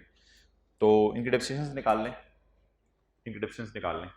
The building was purchase for 85 million on 16 August 2019, where has second hand plant was installed at a cost of 34 million on 1 जुलाई 2021। तो building 16 August 2019 को हमने खरीदी थी, तो फिर 30 जून 2020 तक, 30 जून 2020 तक 1 साल डेप्रिशिएट होगी। तो मैंने पिछले साल के डेप्रिसिएशन माइनस करूं इधर, या सिर्फ इस साल के डेप्रिसिएशन माइनस करूं? सिर्फ इस साल के डेप्रिसिएशन माइनस करूं। तो बिल्डिंग पिछले साल खरीद ली हुई है, लेकिन किराए पे कब दी है? इस साल। तो इसका मतलब ये नहीं कि बिल्डिंग पिछले साल यूज नहीं होगी तो डेप्रिशिएट ना करें। इसका मतलब ये है कि बिल्डिंग खरीद ली होगी, उसमें प्लांट वगैरह इंस्टॉल करने में, बंदों को एम्प्लॉय करने में बड़ा टाइम लग जाता है चीज़ों को सेटअप करने में, तो इसलिए बिल्डिंग किस साल डेप्रिशिएट हो चुकी होगी? पिछले साल। उसकी मुझे टेंशन नहीं लेनी, मुझे किस साल की डेप्रिसिएशन निकालनी है? इस साल की डेप्रिसिएशन निकालनी है। इस साल की डेप्रिसिएशन बिल्डिंग की मुझे निकलवाएं जी।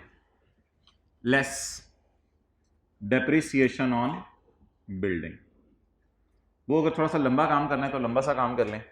वर्किंग 2.1, पिछले साल कितने की खरीदी थी बिल्डिंग? मैं देख लेता हूं, पिछले साल कितने की खरीदी थी? डेट ऑफ परचेज 16 अगस्त 19। डेट ऑफ परचेज लिख लिया करें, आगे काम बड़ा आसान हो जाता है। 16 अगस्त 19 कितने की? 85,000 बनेगा। अच्छा जी, इसको सबसे पहले मैंने डेप्रिशिएट किया होगा मेरे ख्याल से 30 जून 20 को, और ये 1 जुलाई 20 से पहले खरीदी है, तो पुराना पाकिस्तान। जी बोलें, जल्दी जल्दी जल्दी। बिल्डिंग के लिए 50% फैक्टर नहीं लगाना, 8500 कितना? बल्कि 1 साल और भी डेप्रिशिएट होगी ना यार, 1 साल और भी डेप्रिशिएट होगी, क्योंकि हमारा साल मेरे ख्याल से 30 जून 22 वाला है, तो एक दफा और डेप्रिशिएट करें। 30 जून 22 कहां से यार? दो साल की कटी डेप्रिसिएशन निकालने लगे हो, नाश्ता नहीं किया हुआ आज? 76 कोई मसला नहीं, कोई इकट्ठे आप लोग जाइएगा जहां भी जाना है जी। 688, इसको फिर डेप्रिशिएट करें हमारे साल। बेचा तो है ही नहीं, बेचने के साल में डेप्रिशिएट कहां से? वो है ही नहीं, तो किराए पे दे दिया मैंने, तो वो तो बेचने के साल में कुछ नो डेप्रिसिएशन होती है ना, तो बेचा तो है ही नहीं। 688 5। अच्छा लो छाड़ दे। अच्छा भाई जी ना बीवी की जरूरत नहीं है, अल्लाह का शुक्र है, अब बीवी की जरूरत नहीं है। क्या करना है बीवी को? अगले साल दोबारा डेप्रिशिएट करना है, क्या फायदा होगा? तो नो नीड ऑफ बीवी। डेप्रिशिएट बता दें 6885। पुराने सालों के डेप्रिशिएट भी इस साल माइनस कर दें या इस साल सिर्फ हमारे साल के डेप्रिशिएट माइनस करें? अफान आप बोल नहीं रहे, पुराने सालों के डेप्रिशिएट भी इस साल माइनस कर दें या सिर्फ इस साल के डेप्रिशिएट माइनस करें? जी तो सिर्फ हमारे साल की डेप्रिशिएट माइनस करनी है 6885।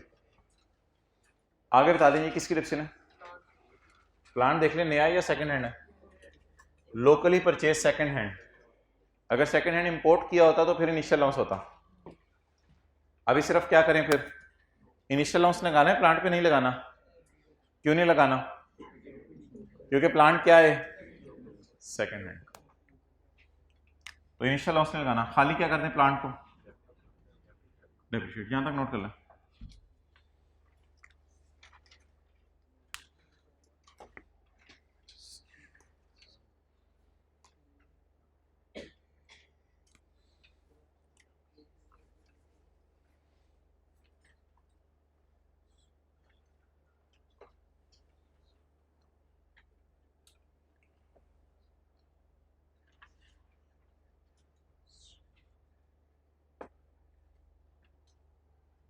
हाँ जी प्लांट की कॉस्ट बताएं।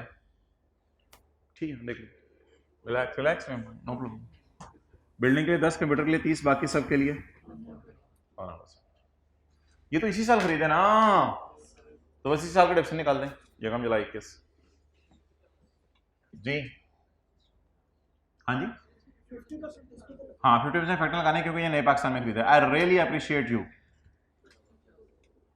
I wish I would have been at your role, then I would have appreciated you on your shoulder. 2550.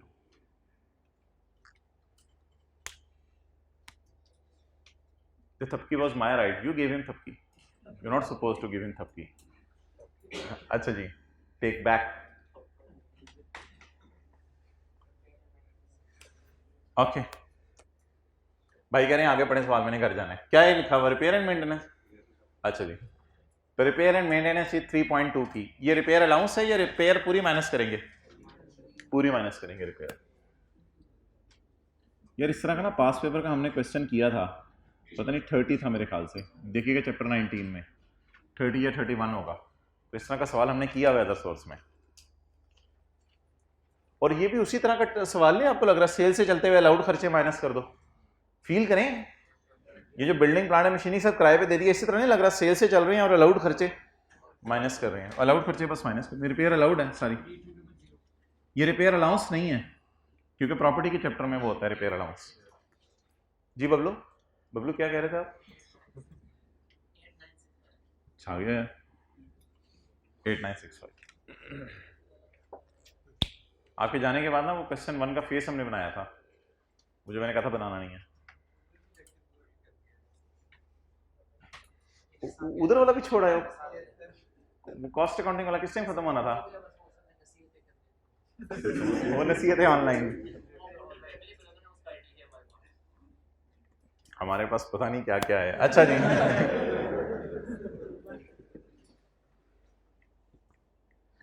Okay, come on guys.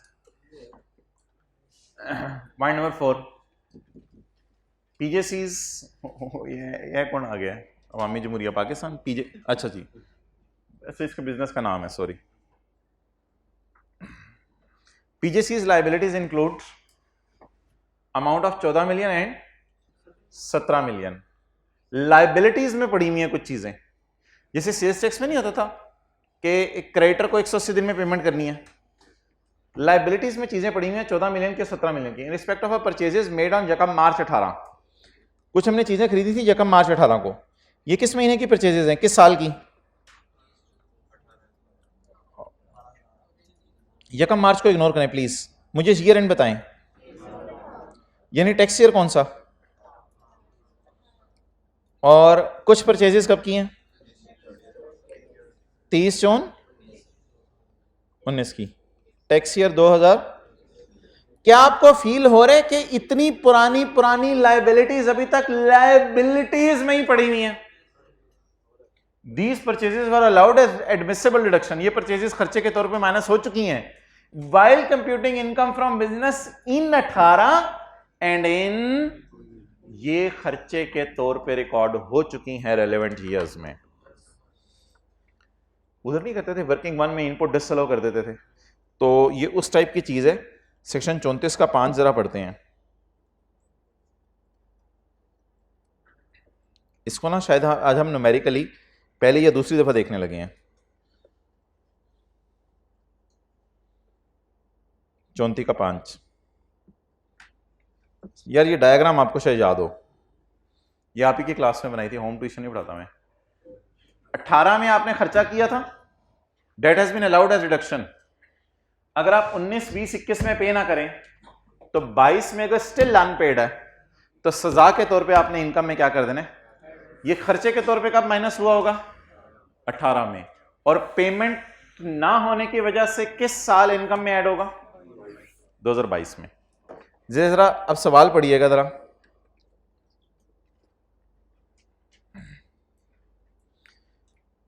पीजेसीज liabilities include, liabilities किस साल की? 2022 में खड़े हैं ना।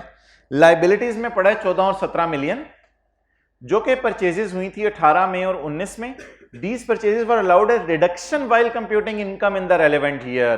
ये परचेजेस खर्चे के तौर पे माइनस हो गई थी इन द रेलेवेंट ईयर। अब आप मुझे बता दें 18 की अनपेड लाइबिलिटीज कब तक पे हो जानी चाहिए? 19, 20, 21। अगर पे ना हो तो 22 में इनकम में ऐड हो जाएंगी। इसका मतलब है अभी 14 मिलियन को मैं इनकम में ऐड करूंगा क्योंकि बहुत देर कर दी मेहरबान, तुम आए ही नहीं बल्कि मेहरबान वो तो अच्छा। और 17 की बात करें, 17 की अनपेड लाइबिलिटीज जो हैं ये 17 नहीं है, 17 मिलियन है। 19 का साल है। 17 मिलियन की अनपेड लाइबिलिटीज जो 2019 की हैं, 20 इनको 20 में वेट करेंगे, 21 में वेट करेंगे, 22 में, और 23 में इनको न्यूमेरिकल में ऐड करेंगे। तो बता दें दोनों लाइबिलिटीज में से सिर्फ किसकी सजा बनती है? 18 वालों की 22 में सजा देनी है और 19 वालों की, हमारा न्यूमेरिकल किस साल का? 22 का। तो इसलिए अब क्या सजा दे दें? ऐड कर दें अनपेड लायबिलिटीज। कितनी? 14,000 बनेगा ना, 14,000। और जो रह गई हैं उनको आप कब ऐड करेंगे? 2015 में, सॉरी 2023 में। ओके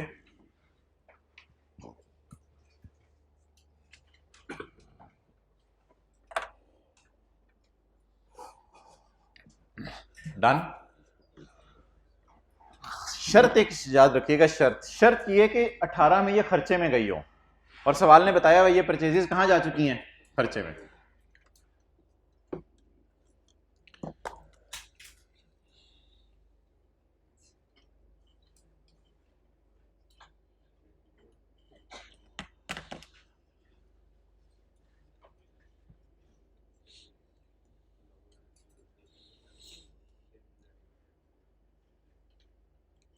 ये पेज 275 है।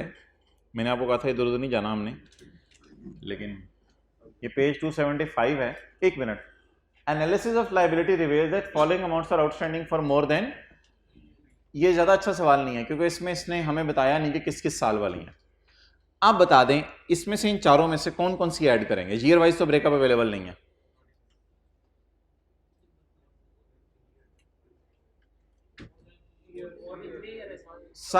सारी नहीं करेंगे। एक शर्त है कि ये उन सालों में खर्चे में गई हो। अब इस सवाल में कुछ और टेस्ट कर रहा है जो मैंने दिखाया है।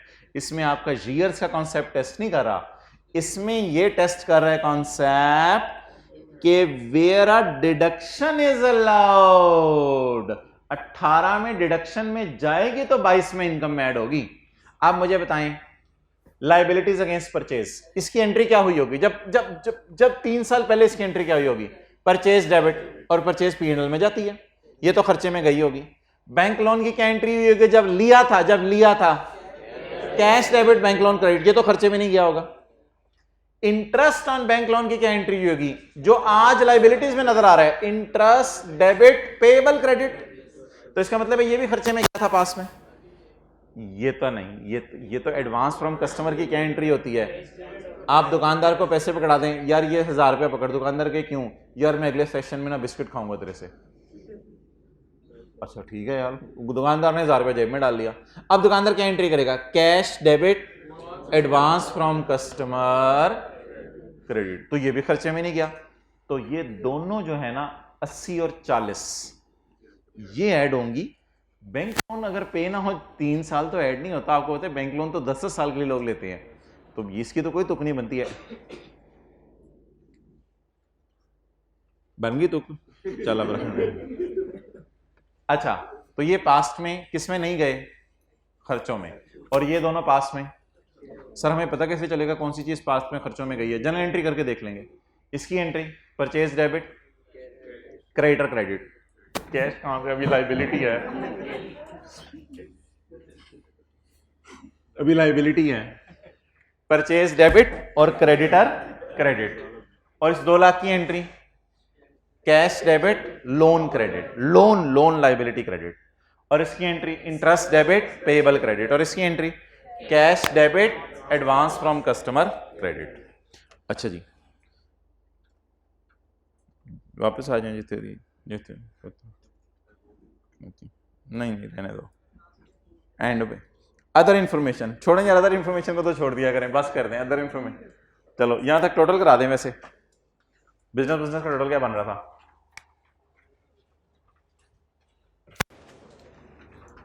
बिजनेस का टोटल क्या बन रहा था?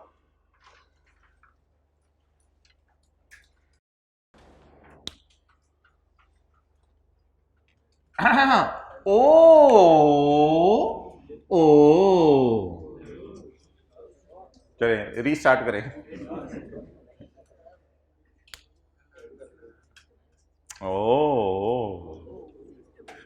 नेगेटिव 87 से शुरू करें। नहीं नेगेटिव आ रहा होगा, तो 75286। ओ भाईजान, ओ भाईजान, ओ भाईजान, अदर सोर्स में प्रॉफिट आ रहा है, बिजनेस नॉन स्पेकुलेशन में लॉस आ रहा है। चैप्टर पढ़ा हुआ एक आपने? अदर सोर्स में प्रॉफिट आ रहा है, बिजनेस नॉन स्पेकुलेशन में लॉस आ रहा है। पता नहीं अब क्या होने लगा फेस पे। अच्छी बुरी सवारी 968886।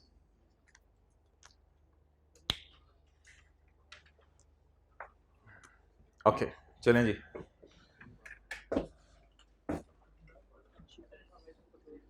अदर इंफॉर्मेशन को भाई कहते हैं मैं छोड़ के आऊंगा, बाहर निकल के चपेट खाएंगे ठोकर पे खड़े होके मेरे। अदर इंफॉर्मेशन ऑन 15 अगस्त 2021 जैसे इंडिया आजाद हुआ, आकाश ने कहा मैं एंटर हो जाता हूं बॉर्डर में। Akash entered into eatable product, नहीं a derivative contract for the purchase of gold. The contract was to be expired on 15 November 21। हमारे साल ही कॉन्ट्रैक्ट ने एक्सपायर होना था। Akash sold the contract before the settlement date and earned a net gain of 23 million on the contract. अच्छा ये आई कैप को लॉस यूज नहीं ये करना चाहिए था, डेरिवेटिव वाला। ये असल में ना स्पेकुलेशन होता है। असल में आपने कॉन्ट्रैक्ट बेचे या आपने गुड्स बेची हैं? कॉन्ट्रैक्ट बेचे। तो कॉन्ट्रैक्ट जो सेटल हो जाना होता है without delivery of goods, that is called as speculation. तो ये असल में है। अच्छा एक चीज आपको ना कंफ्यूज करेगी, घर जाना है ना आपने आज, एक चीज घर जाके आपको ना कंफ्यूज करेगी। जब किचन में बैठे होंगे ना आप, तो आप कैपिटल गेन का चैप्टर रिवाइज करे होंगे। तो कैपिटल गेन के चैप्टर के रिवाइज करते हैं ना, सिक्योरिटीज में जो है वो एक लफ्ज आएगा डेरिवेटिव प्रोडक्ट। ये डेरिवेटिव प्रोडक्ट है, ये डेरिवेटिव्स नहीं है। अगर कभी पेपर में आ जाए ना, I sold derivative product, I sold commercial papers, I sold PTC certificates, तो फिर आपने उनको सिक्योरिटी में डालना है, यानी कैपिटल गेन सेपरेट ब्लॉक। तो ये उस टाइप की चीज नहीं है, डेरिवेटिव प्रोडक्ट नहीं है, ये डेरिवेटिव है। तो ये कोई स्पेकुलेशन टाइप चीज है। कैसे पता चलेगा सर हमें पेपर में? मैं आऊंगा बताने? नहीं, पेपर के अंदर आपको ऐसे पता चलेगा कि क्या चीजें डिलीवर हुई हैं या कॉन्ट्रैक्ट नेट सेटल हुआ है। लेकिन कैपिटल गेन में कब डालेंगे? जब लफ्ज डेरिवेटिव लिखाएगा या डेरिवेटिव प्रोडक्ट? Derivative product. तो ये कैपिटल गेन में नहीं जाएगा, ये बिजनेस गेन आया, तो स्पेकुलेशन गेन। Working number 3। वैसे वर्कआउट तो करने की जरूरत अब है नहीं, अब तसल्ली देने के लिए। इनकम फ्रॉम बिजनेस स्पेक्यूलेशन, देख लो 23,000 23।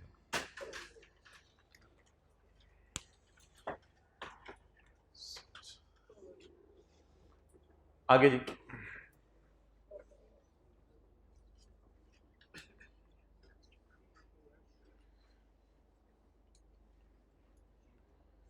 Point number 2। 29 June 2022 Akash earned capital gain of 20 million on the sale of his immovable property which was purchased on यकम जून 2019। जो प्रॉपर्टी उसने यकम जून 2019 को खरीदी थी वो इसने 30 जून 2022 को क्या कर दी? बेच दी। इमूवेबल प्रॉपर्टी बेची। भाईजान बिजनेस की कोई बिल्डिंग नहीं बेची। बिजनेस की बिल्डिंग बेची होती ना तो उसकी वो टैक्स WDV या टैक्स डेबिशन का डेटा देता। तो बिजनेस की बिल्डिंग बेचना बिजनेस के चैप्टर में जाता है। इसके अलावा घर बेचना, प्लॉट बेचना, कोई इमूवेबल प्रॉपर्टी बेचना, कोई प्लाजा बेचना, सारा कैपिटल गेन में जाता है। तो बिजनेस की बिल्डिंग की ये अलामत होगी कि बिजनेस की बिल्डिंग के साथ ना उसने डिप्रिसिएशन करके WDV वगैरह दी होगी। तो WDV वगैरह यहाँ दी नहीं हुई, और यहाँ कॉस्ट माइनस वो सॉरी कंसिडरेशन ऑफ कॉस्ट का डिफरेंस डायरेक्ट उसने गेन दे दिया है। तो ये आपको पता है सेपरेट ब्लॉक होगा कैपिटल गेन के चैप्टर में। लेकिन इस पे ना एक फैक्टर भी लगना होता है। एक क्लास में मैंने कोई सवाल करवाया था, शायद उसमें मैं फैक्टर लगाना भूल गया था, बाकी दूसरी क्लास में मैंने लगाया था। बहरहाल कोई एक सवाल हुआ होगा ऐसा। तो अब फैक्टर ज़रा लगा लेते हैं। फैक्टर लगवाएं जी। इनकम का कौन सा चैप्टर है? कैपिटल गेन, पेज 228 जी। Where holding period of immovable property does not exceed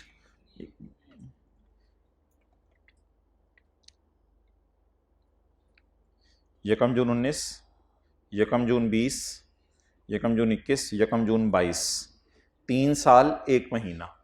3 साल 1 महीना देख लें कहाँ गिर रहा है इसमें। तो गेन को क्या करेंगे? 1/4।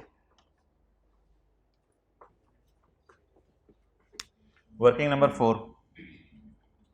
Income from capital gain separate block, disposal of property. कितना गेन है?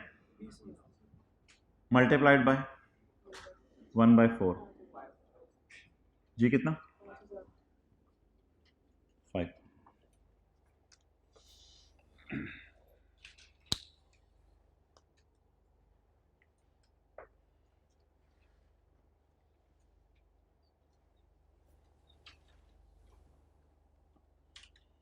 ओके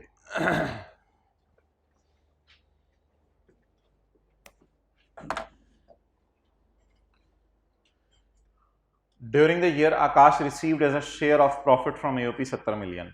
इसको हम आकाश की वजह ज्यादा वाली और कम वाली इनकम वाली वर्किंग में ले जाएंगे, फेस के ऊपर ही लेके आएंगे, फेस के ऊपर ही लेके आएंगे। इसकी टैक्सेबल इनकम निकालेंगे, ऐड कर देंगे शेयर फ्रॉम AOP। ओके अच्छा जी मोहतरम, अब आप मुझे बता दें कि अगर मैं इसको एक न्यूमेरिकल बनाना चाहूं लॉसेस के एतबार से, तो ये न्यूमेरिकल क्या बनेगा? ये नॉर्मल रजीम है बिजनेस, अदर सोर्स नॉर्मल रजीम है, स्पेकुलेशन नॉर्मल रजीम है। जी जी जी बिल्कुल, स्पेकुलेशन भी नॉर्मल रजीम है, नॉर्मल रजीम है। ये क्या है? तो फिलहाल 5000 को तो छोड़ दें, 5000 को तो छोड़ दें, 5000 को लिफ्ट ना कराएं, वो तो सेपरेट ब्लॉक है। इसको तो ऐड करके लेस कर देना, ये तो अपना इफेक्ट खो जाती है, फेस के ऊपर अपना इफेक्ट खो जाती है, पहले आती है फिर जाती है, जो आए जाए वो बिजली होती है, तो उसकी टेंशन ना लें। तो इस 5000 की टेंशन नहीं लेनी। अच्छा ये क्या है, अच्छी सवारी बस, छोड़ें यार इसको, अब इसकी टेंशन ना लें। ये जो बोल रहे हैं ना, इसको जब अभी तक ये नहीं पता चला कि लॉस के साथ सवारी बोलना होता है और प्रॉफिट के साथ बस बोलना होता है, इसकी टेंशन ना लें। पता नहीं कौन था, मैं देख भी नहीं रहा उसकी तरफ, वैसे परेशान होगा। अच्छा ये क्या है जी, अच्छी बस, लेट देम एंजॉय, रिलैक्स। अच्छा जी ये सैलरी नहीं है, ये सैलरी नहीं है। अच्छी ये भी सैलरी नहीं है, अच्छी बस। चलो जी फेस शुरू करते हैं।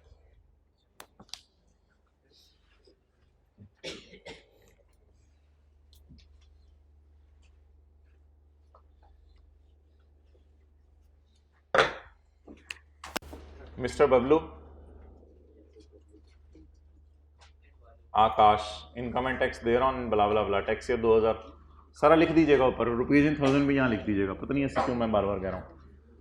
अच्छा जी इनकम फ्रॉम, अब एक चपेट मारूं तुझे, पहले प्रॉफिट्स लाके पार करोगे तो फिर जो है वो लॉसेस माइनस करोगे ना।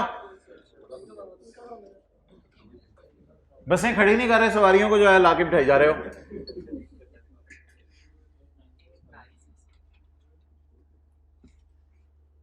इनकम फ्रॉम, खुदा के लिए पेपर में IFOS ना लिखाइएगा, इनकम फ्रॉम, नहीं आपने इतना ज्यादा लिखा था कि अब हम चाहें भी तो हमारा बॉल पॉइंट नहीं लिखता ऐसे। मैं इसलिए लिख रहा हूं कि मैंने कर लिया है सीए। अच्छा बताएं, हो जाने ना होता ही पूरा लिख लो। 31965, 31965 इसमें से माइनस कर दें। जी जी जी बोले बोले। Less income from business, non speculation का लॉस करंट ईयर का 96886। कितनी सवारियां करके बाहर आ गई, बस में जितनी सीट एकदम सवारियां बाहर आएंगी, जो सवारियां बाहर आएंगी उनको फिर बस स्टैंड पे खड़ा कर दें। नहीं मारना नहीं, ये अदर सोर्स है, इनको कैरी फॉरवर्ड करें जी, carry forward. Income from business, non speculation 64921। Depreciation का पंगा कोई नहीं था तो एज इट इज हमने कर दिया। क्या करूं आगे, टैक्सेबल इनकम कितनी, अबे टैक्सेबल इनकम कहां आ गई, अभी आप फेस पे इसको तो शो करें 5000 को, लॉसेज आ गए तो पुरानी चीजें भी भूल गए, लॉसेज आ गए तो पुरानी चीजें भी भूल गए, ऐड करें।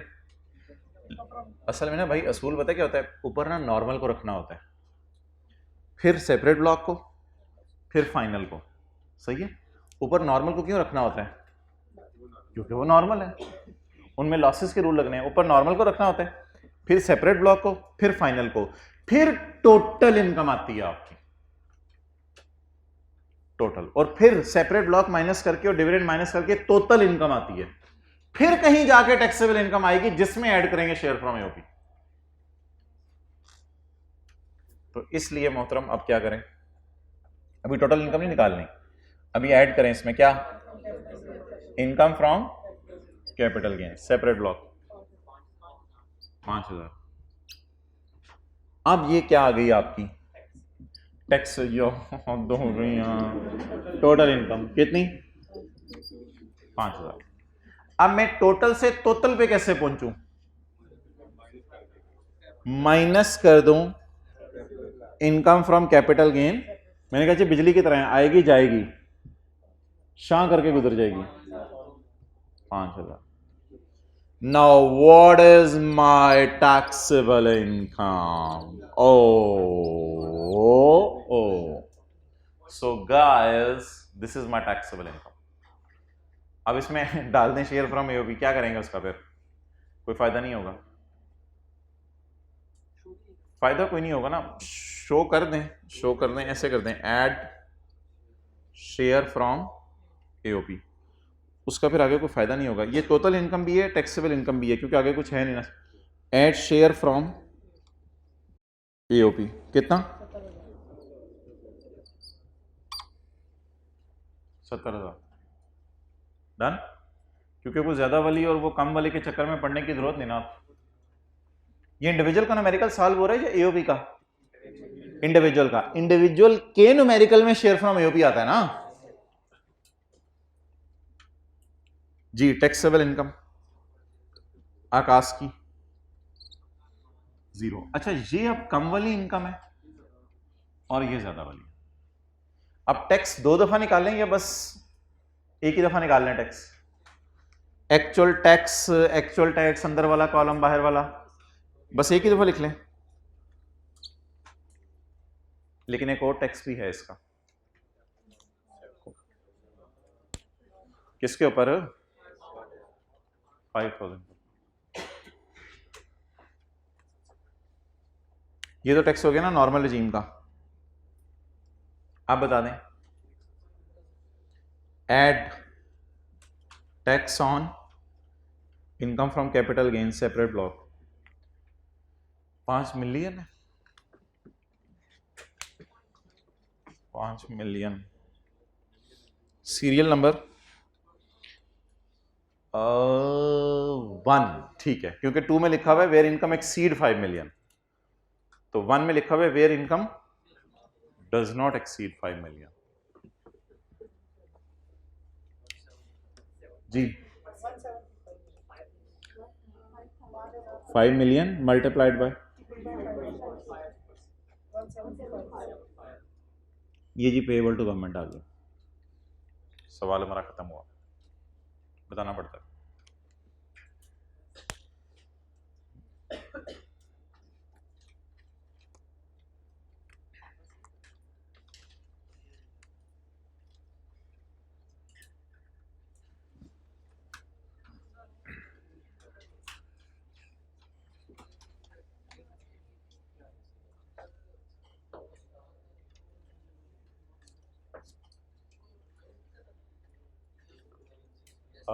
नहीं, उसमें तो पुराने पाकिस्तान वाली चीज़ थी ना जो बेची है, तो इसलिए बेचने के साल में डेप्रिशिएट नहीं की थी। दूसरी डिस्पोजल हुई नहीं, वो तो अदर सोर्स का था, वो तो यहाँ पे माइनस। डन जी। अच्छा, ये ऐसा सवाल अगर पेपर में आता को आधा को हो जाता, आधा या आधे से ज़्यादा? आधे से ज़्यादा हो जाना चाहिए था वैसे। नहीं, ये तो यार मैंने कुछ सवालों की ना मुश्किल एडजस्टमेंट्स मिलाई थी। ये सवाल पेपर में ही नहीं था। पेपर के अंदर अगर आप जाके आकाश वाला सवाल देखो तो फाइन वाली एडजस्टमेंट और बच्चों वाली एडजस्टमेंट वो मैंने निकाल दी थी। वो तो इजी होती है। अकाउंटिंग डेफिनेशन भी दी हुई थी सवाल में, टैक्स डेफिनेशन भी दी हुई थी, वो वाली एडजस्टमेंट्स मैंने निकाल ली हैं। तो ये तो मैं जो क्लास में सवाल करवाता हूँ वो अगर आपका आधा हो जाए तो ये तो बहुत बड़ी बात है, क्योंकि इसमें मैं सारे सवालों की मुश्किल एडजस्टमेंट्स निकाल कर डाली होती हैं। वो आकाश वाला सवाल, हाँ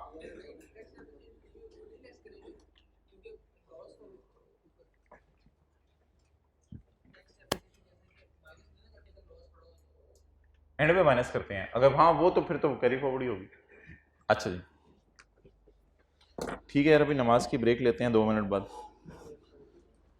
तो उसके बाद तो आधा घंटा ही लगेगा। बोर क्या हाँ, न्यूमेरिकल करना है यार हमने। मैंने आपको कहा था शॉर्ट क्लिप्स आपसे शेयर करूंगा, लेकिन वो मैंने आज के लेक्चर में ही सारी चीज़ें इनकॉर्पोरेट कर ली हैं, इसलिए आज हम गले मिल के जाएंगे इंशाल्लाह। तो ये अभी हम सवाल करेंगे पेज 115 पे क्वेश्चन 12 सैलरी वाला। ये बड़ा एक अच्छा और डिफरेंट टाइप का सवाल था, ये मैंने करवाना है। ओके, इधर आ जाइए यार, क्या रह गया? छोटी मोटी चीज़ें देख लें मीनवाइल। पॉइंट 9 में आए। पॉइंट 9 में यार बड़ी इंपॉर्टेंट चीज़ें रहती हैं, आंसर स्क्रिप्ट स्टूडेंट्स के शेयर करने हैं आपसे, और कुछ चीज़ें आपको बतानी है आखिरी में चाहिए थे। अच्छा, ये एग्जाम्प्ट इनकम को न्यूमेरिकल के फेस पे ऐड करके लेस करना होता है या एग्जाम्प्ट इनकम को टोटली इग्नोर करना होता है? उसमें ना दोनों तरह की चीज़ें हैं, दोनों तरह की चीज़ें हैं। कुछ एग्जाम्प्ट इनकम्स ऐसी हैं जो सैलरी के चैप्टर में पड़ी हुई हैं, उनको आपने फिर ऐड करके लेस नहीं करना। जैसे मिसाल के तौर पे आप सैलरी का सॉल्व कर रहे हैं, इनकम फ्रॉम सैलरी आपने हेडिंग दे दी, तो उसमें पेंशन मिली या मेडिकल फैसिलिटी मिली एज पर टर्म्स वाली, याद आ रही है चीजें?